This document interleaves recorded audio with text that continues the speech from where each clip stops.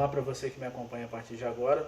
No vídeo de hoje vamos falar sobre direito administrativo, especificamente abordando a administração direta e a administração indireta, assim como abordaremos sobre um tópico dos servidores públicos.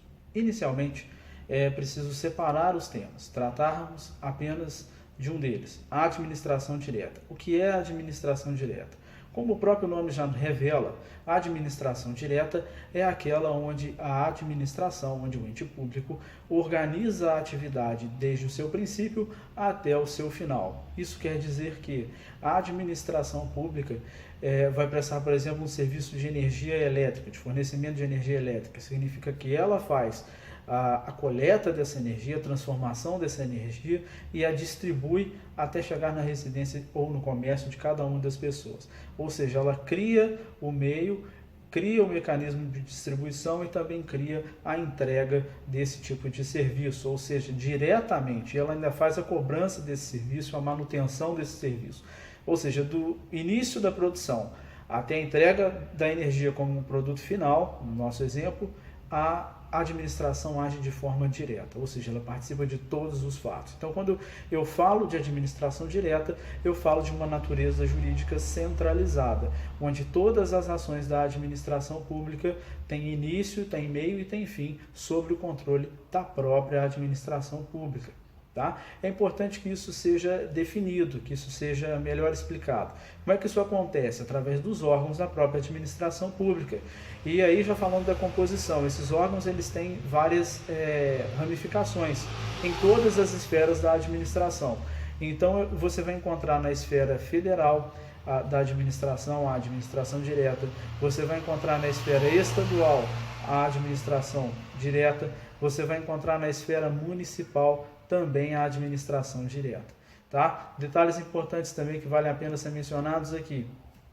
A administração federal. A administração federal ela compreende também o judiciário e também o legislativo, ou seja, nas três figuras de poder, executivo, judiciário e legislativo, eu tenho as figuras da natureza centralizada, da natureza direta da administração pública, nas mais diversas hipóteses em que isso pode acontecer, na administração de tribunais superiores, na organização das casas legislativas, ou no executivo mesmo, através da criação de órgãos que executam determinadas ordens, vêm diretamente da presidência, como os ministérios, e eu tenho isso na esfera estadual, guardadas as devidas proporções. Há uma simetria entre os atos da administração federal com a administração estadual, ou seja, na administração estadual eu tenho as secretarias de governo, eu tenho órgãos do legislativo nas câmaras do estado, nas assembleias. Então, veja bem, quando eu passo para a esfera municipal, eu também tenho a mesma estrutura.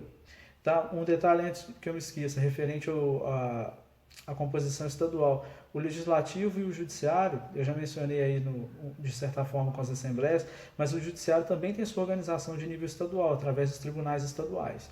O legislativo através das assembleias. Quando eu chego na composição municipal da administração direta, eu tenho o executivo através de algumas secretarias e órgãos específicos daquele município, tá? Como a gente tem em determinados municípios, por exemplo, uma administração direta do serviço de água ou do serviço de coleta urbana. Eu tenho da natureza legislativa através das câmaras municipais e a sua composição, mas não tenho da figura do judiciário. Não existe um judiciário municipal, sim estadual ou regional ou nacional. Tá? Então isso é importante mencionar.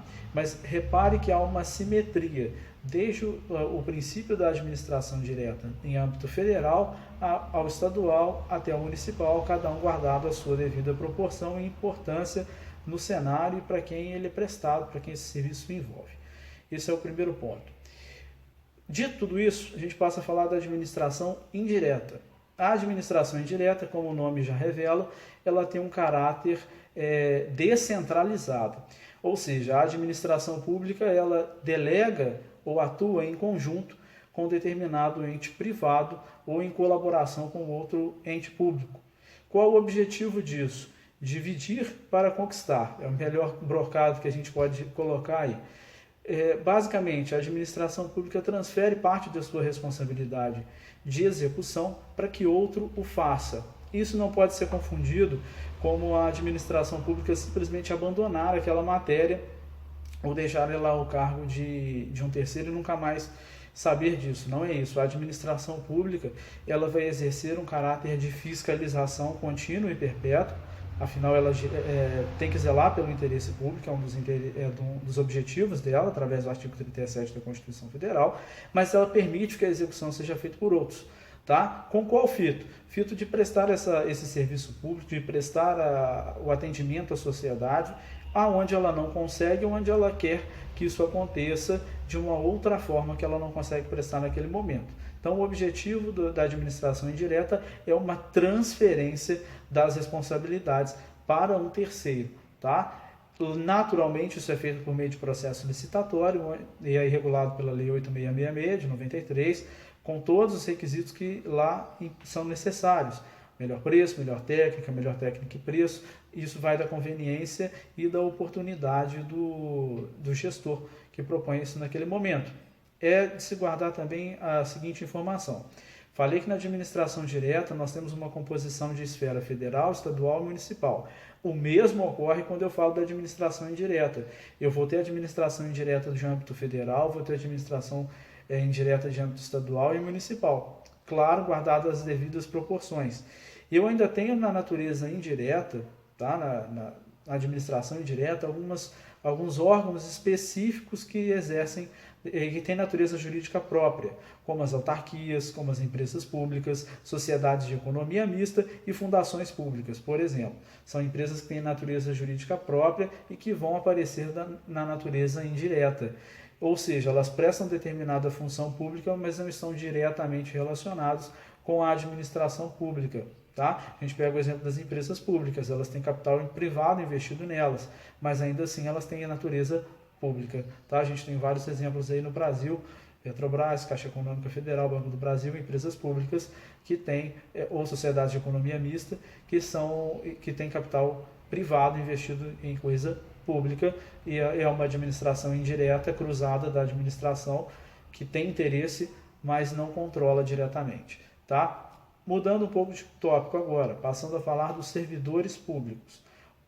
A doutrina vai classificar os servidores públicos, geralmente, tá? Trazendo como aqueles que exercem função pública de natureza permanente, tá? As pessoas federativas do Estado, tá? Sejam elas em âmbito federal, estadual ou municipal. É importante diferenciar, não vou entrar no mérito disso porque não é o objetivo do vídeo, diferenciar isso de agentes políticos, agentes públicos, para servidores públicos. Servidores públicos são uma categoria própria de servidores do Estado. O Estado aqui eu não estou querendo falar do âmbito estadual, mas do Estado, da figura do Estado, nas suas mais diversas esferas. As características desses servidores públicos, elas têm a característica da profissionalidade. O que isso quer dizer? O exercício dessa função pública é um exercício profissional. Profissional porque gera uma categoria própria de trabalhador, aquele que trabalha para o Estado. É também profissional porque o indivíduo tem que trabalhar sob o primado do artigo 37 da Constituição Federal. Isso vale para o administrador, é um dever dele, o artigo 37, mas para o servidor público isso também se transfere. O servidor público ele tem que prezar pela legalidade na prestação do seu serviço, ele só pode agir conforme a lei. A impessoalidade, ele não pode beneficiar ninguém. A moralidade, a conduta reta. A publicidade, ele tem que se tornar público os atos que têm compatibilidade com a publicidade e ele tem que ser eficiente. Talvez a eficiência seja o mais cobrado de todos eles, mas todos os outros não deixam de ser importantes. Tá? Isso é uma função que o indivíduo é obrigado a prestar e, claro, uma vez que ele não preste, ele vai responder processo administrativo, ele vai ser naturalmente excluído dos quadros da administração, caso ele não cumpra os objetivos que lhe são propostos. Outra característica do servidor público, ele tem uma relação jurídica de trabalho com a administração pública nas suas mais diversas esferas. Tá? Ele presta trabalho. E aí você pode pegar o conceito emprestado lá do direito de trabalho, do direito do trabalho. A habitualidade, a pontualidade, todos esses remuneração, entre outros, que é da natureza do servidor público também. O indivíduo tem que ser remunerado pelo serviço que está sendo prestado ali.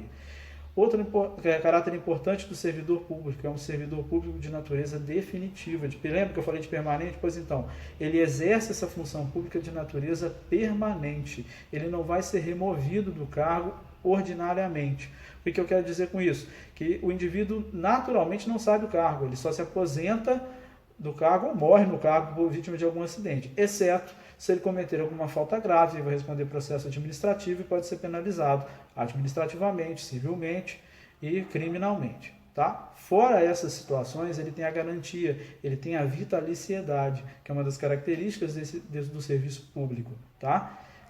Não para todos os cargos, mas para os que estamos mencionando aqui. Outra natureza é uma natureza de emprego. Significa que o indivíduo que presta, o servidor público, ele presta um serviço de natureza empregatícia ao Estado. E como tal, ele recebe uma prestação pecuniária, entenda-se aí valor mesmo, dinheiro, pela prestação do seu serviço, pelo empréstimo de sua força do trabalho. Outro fato importante também, o servidor público ele pode ser civil ou pode ser militar. Tá? Isso são classificações já que os dois recebem. Outro fato importante, os servidores podem ser comuns ou podem ser servidores especiais.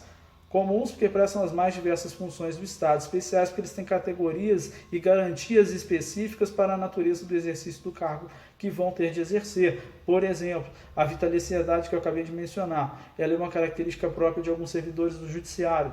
Por quê? Porque necessito de dar um privilégio ao indivíduo para que ele tenha autonomia, tenha segurança na função que exerce, para não sofrer pressões, para não sofrer qualquer tipo de influência externa que possa atrapalhar o julgamento do seu trabalho, que possa atrapalhar o desenvolvimento dessa atividade. Por isso eu dou esse tipo de garantia. Esse é um servidor especial. Tá? Ele não tem privilégios a mais sem motivo, ele tem uma diferenciação natural para que se possa dar a ele uma característica, uma possibilidade maior de ação. Outro fato importante que tem que ser mencionado, o servidor público ele pode exercer trabalho de natureza seletista ou de natureza estatutária, isto é, com vinculação seletista e com vinculação estatutária. O que isso quer dizer? O indivíduo seletista é o servidor público que tem o seu regime jurídico de trabalho regulado pelas normas que estão previstas na Consolidação das Leis do Trabalho, CLT. O indivíduo que é estatutário, por sua vez, ele responde por um estatuto próprio. Ele tem um estatuto próprio que instituiu a profissão que ele vai exercer e lá tem todas as regras referentes àquela profissão, de como ela é exercida, o valor que ela é remunerada, se ela tem um plano de carreira, plano de aposentadoria, quais são os meios que se ganha alguma gratificação ou promoção naquela função. Isso são características básicas que o servidor estatutário possui. Tá certo? Por hoje é só e continuaremos no próximo vídeo falando mais sobre os servidores públicos por meio dos regimes jurídicos dos servidores públicos. Espero que tenha gostado do vídeo, não deixe de curtir, de compartilhar e de se inscrever para ter mais conteúdo e, lógico, fazer seus comentários, críticas e sugestões. Até lá!